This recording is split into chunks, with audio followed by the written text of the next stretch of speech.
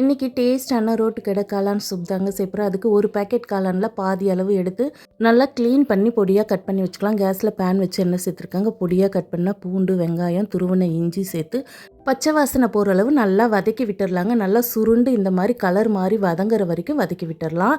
இந்த ஸ்டேஜில் கட் பண்ணி வச்சுருக்க காளான் சேர்த்து வதக்கிக்கலாங்க. காளான் வதங்கும் போதே நீர் பிரிஞ்சு வரும். அதிலே காளான் வெந்துருங்க.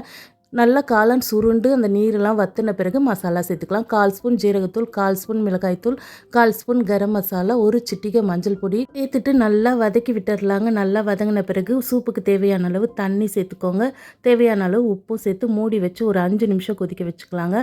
1 ஸ்பூன் கார்ன்ஃப்ளவர் மாவை தண்ணியில் கலந்து வச்சுருக்கேன். அதையும் சேர்த்துட்டு நல்லா கலந்து விட்டுட்டு ஒரு 2 நிமிஷத்துக்கு கொதிக்க விடுங்க. சூப்போட திக்னஸ் வந்துருங்க. கடைசியாக கொத்தமல்லி தழை தூவி ஸ்டவ் ஆஃப் பண்ணிவிடுங்க. அவ்வளோதாங்க காளான் சூப் ரெடி ஆகிடுச்சு.